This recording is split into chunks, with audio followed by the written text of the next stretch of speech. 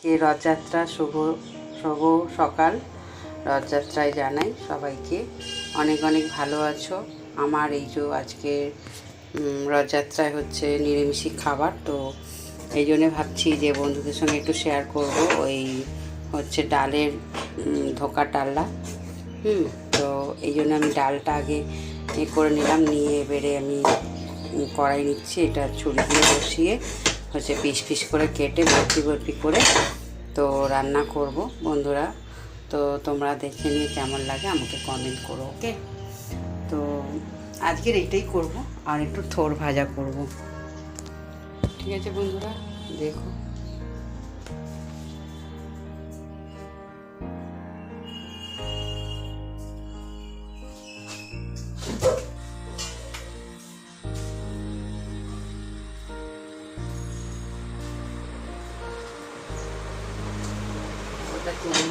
ওটা তুলে নিলাম, ডালটা তুলে নিলাম।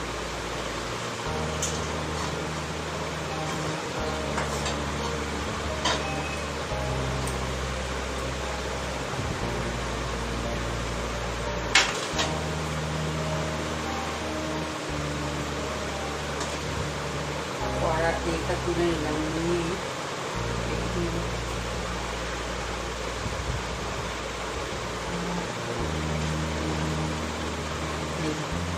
সাদা তেল নিলাম। চলো আসো দেখি এটা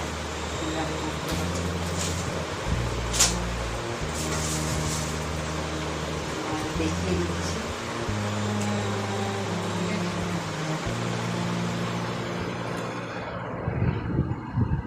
এই যে গোল গোল করে গর্তি গর্তি করে তোমাদের এটা দেখাবো।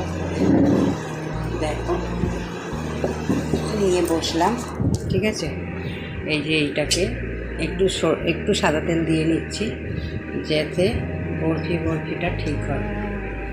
এই সাদা তেল একটু দিয়ে নিলাম, নিয়ে গোল করে এটাকে একটু করে বসিয়ে দিতে হবে গোল করে, না এত বরফি হবে না, বুঝতে পারলে?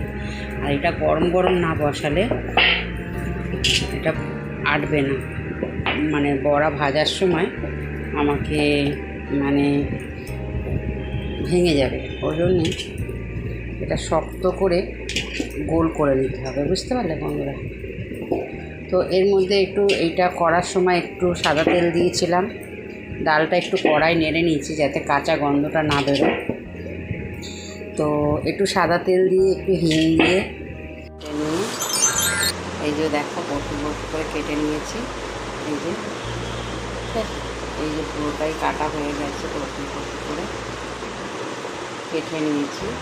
এইটাকে এবারে নিরামিষি তরকারি করবো, বুঝতে পারলে বন্ধুরা? একটা নিরামিষি তরকারি করবো।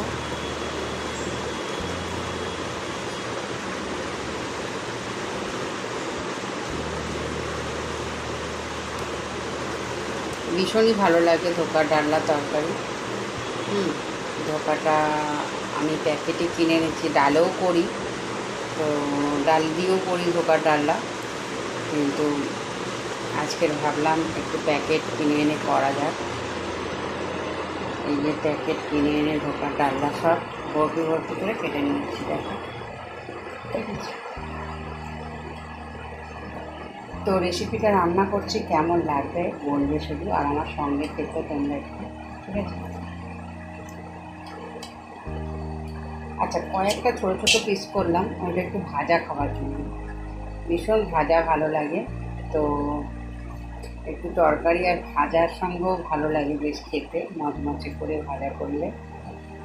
বরফি ভাজা দেখো না বাজারে বিক্রি হয়, তো আমার খুব ভালো লাগে, এই জন্য একটু ভাজার জন্য ছোটো ছোটো পিস করে নিলাম, একটু ভাজা খাবো বলে। যেগুলি দেখলাম একটু বরফিটা অন্যরকম হয়েছে, বেশ কোনো নয়, সেগুলো একটু ভাজার জন্য রেখে দিলাম, বুঝতে পারলে?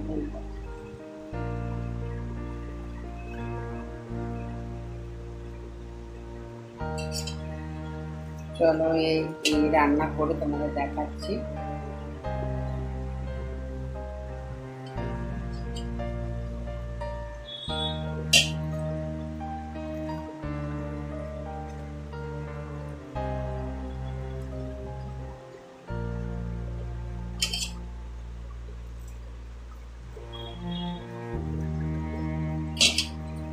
যেগুলো একটু মোটা মোটা পিস সেগুলো একটু ঠিক করে কেটে নিলাম।